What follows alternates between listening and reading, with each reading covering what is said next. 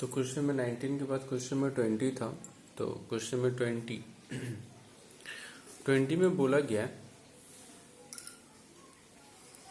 कि the value of goodwill of a firm is 4,48,000। ठीक है, तो मेरे इसका मतलब मेरे को गुडविल ऑलरेडी बोल दिया है। क्वेश्चन क्या बोला है कि गुडविल जो है वो 4,48,000 है।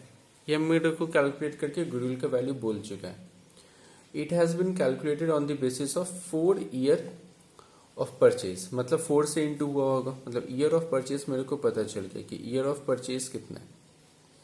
ईयर ऑफ परचेज है मेरा 4, ईयर ऑफ परचेज है 4 और weighted average of last 3 year. ठीक है, पिछले 3 साल का वेटेड एवरेज है, ये भी ठीक है। The net profit of the second year. अब मेरे को बोल रहा है क्वेश्चन कि 3 साल का जो प्रॉफिट मेरे को नहीं दिया, ऐसे बोला ये फर्स्ट ईयर है, ये सेकेंड ईयर है और ये थर्ड ईयर है। बोल रहा है कि सेकेंड ईयर का जो प्रॉफिट है, ठीक है, सेकेंड ईयर का जो भी प्रॉफिट है वो डबल है, ये डबल है। किसका डबल है? फर्स्ट ईयर का डबल है। ठीक है, मतलब अगर फर्स्ट ईयर का x हो तो ये कितना हुआ होगा? 2x। ठीक है, ये अगर x है तो ये 2x हुआ होगा। उसके बाद बोल रहा है कि थर्ड ईयर का जो प्रॉफिट है वो 1.5 टाइम्स है। 1.5 मतलब क्या? 1.5 1.5 टाइम्स है किसका? सेकेंड ईयर का। तो सेकेंड ईयर का 1.5 अगर हम इसका 2 का अगर हम 1.5 निकालेंगे तो ये कितना हो जाएगा? 3x। मतलब इसका 1.5। ठीक है, तो इसका 1.5 मतलब ये कितना हो गया? 3x। अब मेरे को ये भी बोला क्वेश्चन में कि वेटेड एवरेज यूज करना है। ठीक है, तो वेटेड एवरेज जब हम लोग यूज करते हैं तो हम लोग का कैलकुलेशन कैसे होता है? ये तुम्हारा ईयर हो गया, ईयर। अब ईयर हम ये फर्स्ट ईयर, सेकेंड ईयर और थर्ड ईयर। ठीक है, प्रॉफिट तुमको नहीं पता कि कितना है, बट ये x है, ये 2x है और ये 3x है। वेट, तो वेट मेरे को क्वेश्चन में दे दिया है 1, 2 एंड 3। तो 1, 2 एंड 3। तो इसके बाद हम लोग क्या निकालते थे? इसके बाद हम इन दोनों को इंटू करते वेटेड एवरेज में। ठीक है, इन दोनों को इंटू करते थे। x इंटू 1 x, ये हो जाएगा 4x और ये हो जाएगा 9x। ठीक है, तो ये टोटल कितना हो जाएगा? 9 4 13 और ये 14, ये हो गया 14x। और वेटेड एवरेज में हम लोग एवरेज निकालने के लिए वेट का टोटल करते हैं, तो ये टोटल कितना होगा? 6। यानी कि जब हम एवरेज प्रॉफिट निकालेंगे तो एवरेज प्रॉफिट निकालने के टाइम लोग 14x डिवाइडेड बाय 6, ये हम लोगों का एवरेज प्रॉफिट हो गया। उसके बाद गुडविल का फॉर्मूला क्या होता है? गुडविल का फॉर्मूला होता है average profit into year of purchase. तो average profit into year of purchase, इसका मतलब एवरेज प्रॉफिट मेरा कितना है? एवरेज प्रॉफिट मेरा ये निकल गया 14x बाई 6। तो 14x by 6 into year of purchase मेरा कितना बोले थे? 3। और ये गुडविल मेरे को क्वेश्चन में बोल दिया 4,48,000। ये मेरा क्वेश्चन में बोला है। तो अब इसको मेरे को सॉल्व करना है। तो इसको अगर हम सॉल्व करेंगे तो क्या होगा? मेरे को x का वैल्यू चाहिए, तो 3 इंटू 14 होगा। 3 इंटू 14 42 हो जाएगा। तो ये 42x लिख सकते हैं बाई 6 इक्वल टू 4,48,000। तो अगर मेरे को x का वैल्यू निकालना है तो ये क्रॉस मल्टीप्लाई 4,48,000 इंटू 6, 4,48,000 इंटू 6 और ये 42 इधर होगा तो इक्वल टू के इस साइड जाएगा तो क्या होगा? डिवाइड हो जाएगा। तो डिवाइडेड बाई 42। ठीक है, तो ये इसका तुम कैलकुलेशन अगर करेगा, ये सबका कैलकुलेशन करने से ये आ रहा है 64,000। ये 64,000 आ गया। ये 64,000 जैसे है तो ये तुम्हारा फर्स्ट ईयर का निकल गया। x हम लोग जिसको माने थे, तो x हम लोग किसको माने थे? फर्स्ट ईयर का। तो फर्स्ट ईयर का प्रॉफिट मेरा कितना हो गया? 64,000। अभी सेकेंड ईयर का क्या था? डबल। तो सेकेंड ईयर का डबल था, इसका मतलब 64,000 इंटू 2 यानी 1,28,000। और थर्ड ईयर का प्रॉफिट कितना था? थर्ड ईयर का प्रॉफिट था 1.5, लेकिन सेकेंड ईयर से 1.5, यानी 1.5 इंटू 1,28,000, तो ये तुम्हारा कितना हो जाएगा 1,92,000, ये हो गया 1,92,000। ठीक है, तो ये जो कैलकुलेशन हुआ ये तुम्हारा हो गया क्वेश्चन नंबर 20। तो क्वेश्चन नंबर 20 क्या मेरे को बोला गया था, क्वेश्चन नंबर 21। तो क्वेश्चन नंबर 21 में देखो क्या बोला है, क्वेश्चन नंबर 21 में बोल रहा है कि following information are available of Arvind limited profit, ये पिछले 3 साल का प्रॉफिट दिया है। Non recurring income, non recurring income मतलब लगातार नहीं होता, अचानक अचानक कभी होता है कभी नहीं होता है, तो ये अब नॉर्मल है। ठीक है, इसको हम लोग हटाएंगे, 2014 में इंक्लूड है। ये भी बोल रहा है कि 2014 में गुड्स डिस्ट्रॉयड हो गया था, तो ये एबनॉर्मल लॉस हो गया 6,000 का, ये प्लस होगा। Goods have not been insured, बोल रहा है कि इंश्योर्ड नहीं करते थे हम लोग पहले, बट इन फ्यूचर ये डिसाइड किया जा रहा है कि हम लोग गुड्स को जो है वो इंश्योरेंस कराएंगे, जिसके लिए हम लोगों का हर एक साल 400 रुपए का खर्च आएगा। तो 400 रुपए का खर्च आएगा, इसका मतलब 400 रुपीज हम लोगों के लिए क्या हो गया, एक एक्स्ट्रा खर्च होने वाला है, जिसके वजह से प्रॉफिट हर एक साल का 400 रुपए से डिक्रीज होगा। और बोल रहा है कि ये रेम्यूनरेशन तो हम लोग माइनस करते ही हैं, तो रेम्यूनरेशन कितना बोल दिया प्रोप्राइटर का 6,000। बोल रहा है 2016 में एक प्रॉफिट इंक्लूड है जो कि 5,000 का है। तो ठीक है, हम लोग ये काम करते हैं, पहले सही प्रॉफिट निकाल लेते कि मेरे को कौन सा प्रॉफिट को लेके हम लोग एवरेज करेंगे। ठीक है, तो 3 साल का प्रॉफिट में आती है, ये हम कर रहे हैं क्वेश्चन नंबर 21। 3 साल का प्रॉफिट दिया हुआ है, 2014 दिया हुआ है, 2015 दिया हुआ है और 2016 दिया हुआ है। तो प्रॉफिट 2014 का जो प्रॉफिट है वो मेरा 40,000 बोला है, 2015 का जो प्रॉफिट है वो मेरा 50,000 बोला है, और 2016 का जो प्रॉफिट है वो 60,000 बोला है। ठीक है, अब हम लोग क्या करेंगे, इसमें से जो प्रॉफिट में जो गलत हुआ है मेरे को उसको ठीक करना है। सबसे पहले मेरे को बोला नॉन रिकरिंग इनकम 2014 में इंक्लूड था। ठीक है, तो ये इंक्लूड तो नहीं होना चाहिए, अब नॉर्मल गेन है तो माइनस होना चाहिए, minus non recurring profit, non recurring profit, और ये कितना प्रॉफिट है 4,000 है, तो हम लोग यहाँ से 4,000 जो है 2014 से माइनस होना चाहिए, तो ये माइनस करेंगे यहाँ से। फिर बोल रहा है 2014 में ही एक गुड्स डिस्ट्रॉयड बाय फायर हुआ था, यानी एबनॉर्मल लॉस हुआ था, तो add abnormal loss, abnormal loss. ठीक है, और ये 6,000 ऐड होगा, तो ये 2014 में ही है। फिर बोला है goods have not been insured, बोला इंश्योरेंस प्रीमियम का खर्चा आएगा हर एक साल, हर एक साल इंश्योरेंस प्रीमियम का खर्चा आएगा। तो अगर हर एक साल इंश्योरेंस प्रीमियम का खर्च आएगा तो हर एक साल में से माइनस होना चाहिए, तो हर एक ईयर में से हम लोग 400 जो है वो माइनस करेंगे।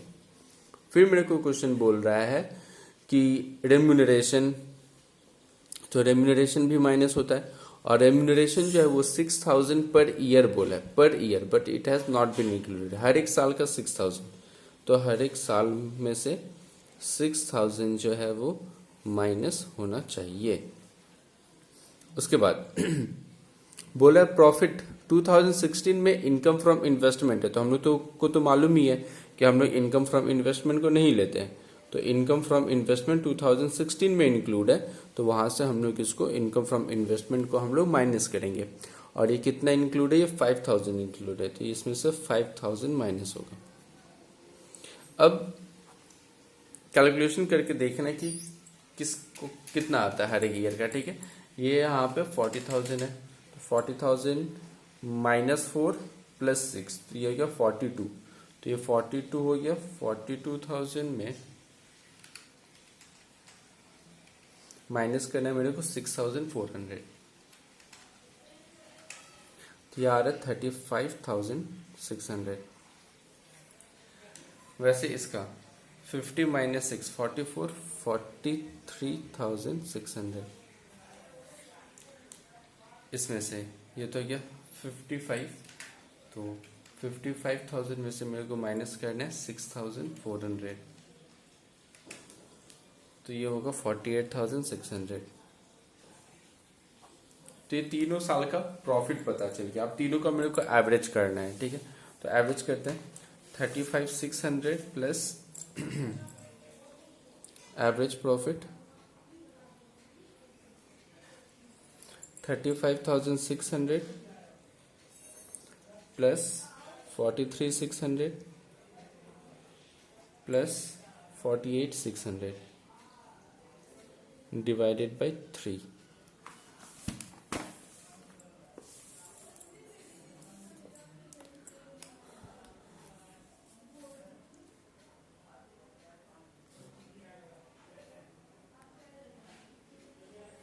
देखो कितना था, 48,600 प्लस 43,600 प्लस 35,600 डिवाइडेड बाई 3, तो ये आ रहा है 42,600। 42,600 लाने के बाद मेरे को गुडविल निकालना है, और मेरे को क्वेश्चन में बोला है ईयर ऑफ परचेज जो है वो 2 है, तो 42,600 इंटू 2, तो ये आ गया तुम्हारा 85,200। तो गुडविल हो गया 85,200। ठीक है, ये हो गया क्वेश्चन नंबर 21। तो क्वेश्चन नंबर 21 के बाद है क्वेश्चन नंबर 22। क्वेश्चन नंबर 22, तो 22 में देखो क्या बोल रहा है, compute the value of goodwill of a firm on the basis of 2 year of purchase. तो ये ईयर ऑफ परचेज हो गया। वेटेड एवरेज प्रॉफिट कितना पिछले 4 साल का दिया हुआ है, 4 साल का प्रॉफिट ये रहा, सब 4 साल का प्रॉफिट दे दिया, और ये वेट मेरे को यूज करना है। बोला 2015 में कुछ गड़बड़, ठीक है, कुछ रिपेयर किए थे हम लोग प्लांट एंड मशीनरी के ऊपर 18,000 रुपया का 1 जुलाई को, जो कि हम लोग रेवेन्यू चार्ज करते हैं। रेवेन्यू चार्ज कर दिया मतलब पीएल अकाउंट में लिख दिए, लेकिन इसको कैपिटलाइज करना है। कैपिटलाइज करना है मतलब इसको मशीनरी में ऐड करना चाहिए था, और उसके ऊपर डेप्रिसिएशन देना है मेरे को 10%। तो ठीक है, 4 साल का प्रॉफिट का बात किया है। ठीक है, तो जो ईयर दिया हुआ है वो मेरा 2013, 14, 15, 16। क्वेश्चन नंबर 22, कैलकुलेशन ऑफ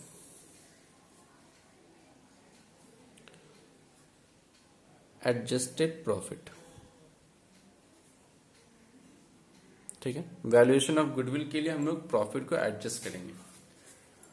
तो जो ईयर दिया है मेरे को 2013 से दिया हुआ है, तो 2013, 2014, 2015 और 2016, ये 4 साल का एवरेज प्रॉफिट मेरे को दिया हुआ है। अब बोल रहा है इन 2015, ठीक है। अच्छा, पहले प्रॉफिट लिख लेते हैं किस ईयर का कितना है। तो ये 2013 का है 28,000, 2014 का है 34,000, 2015 का है 32,000 और 2016 का है 45,000।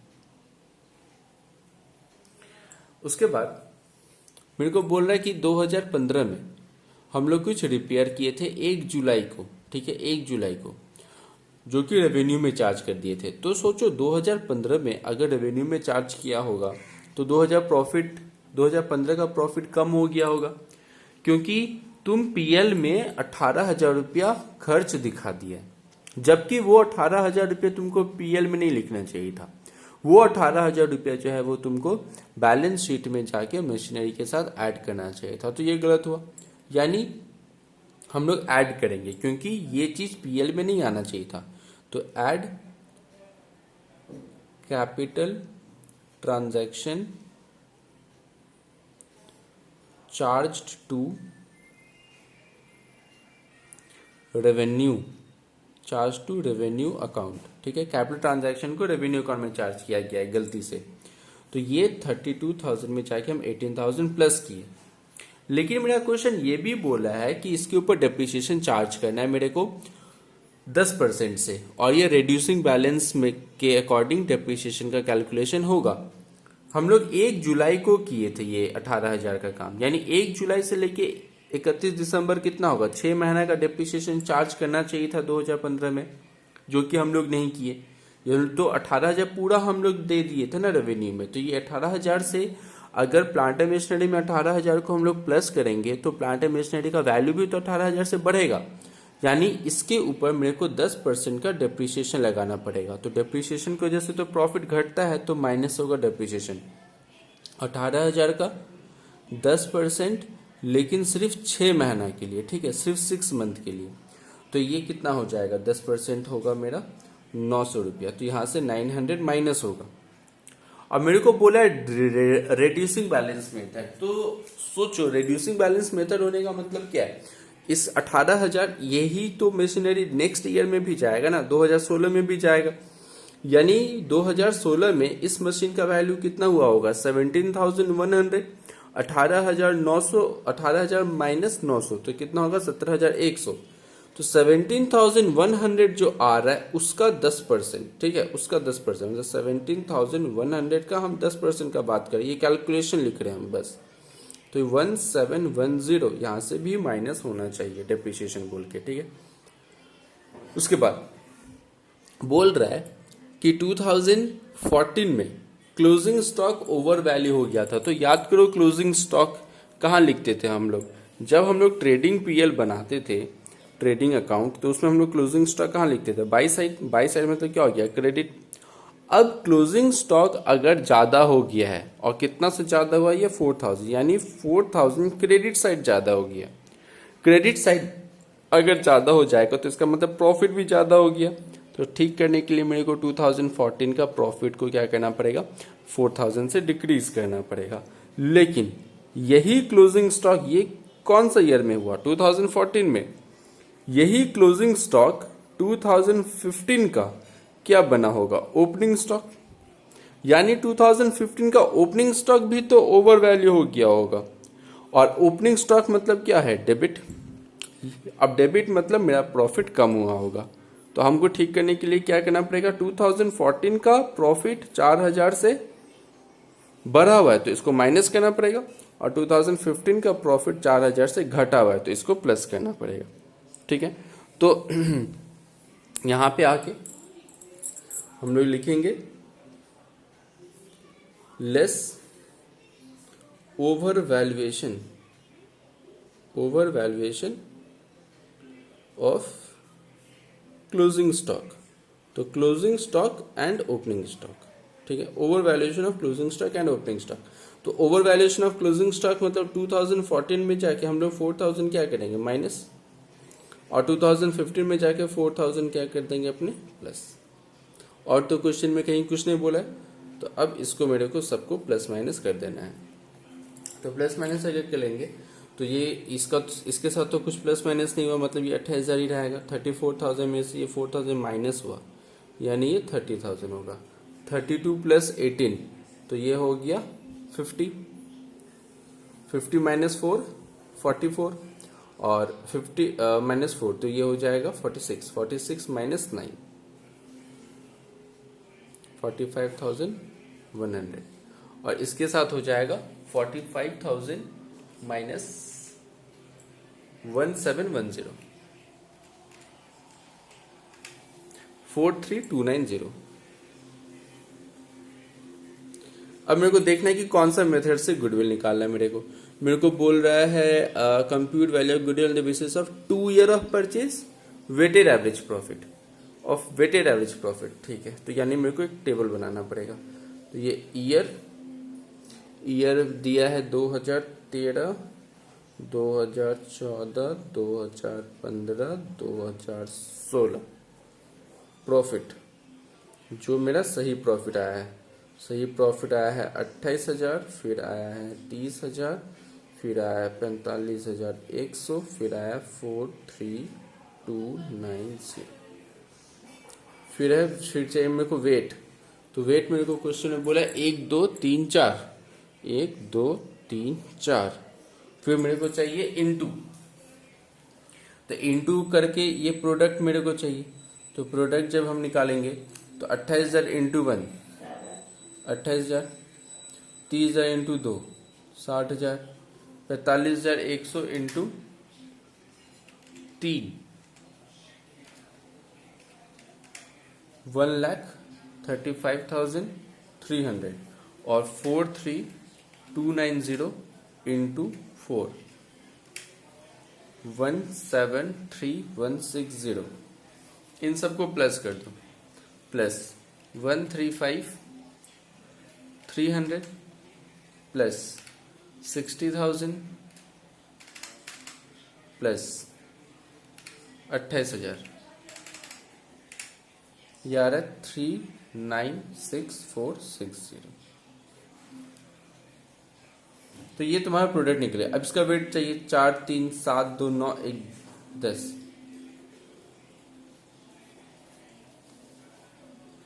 अब मेरे को वेट एवरेज चाहिए, तो एवरेज प्रॉफिट हम लोग कैसे निकालेंगे, डिवाइड करके। तो 396,460 बाई 10, तो ये मेरा आ जाएगा 39646।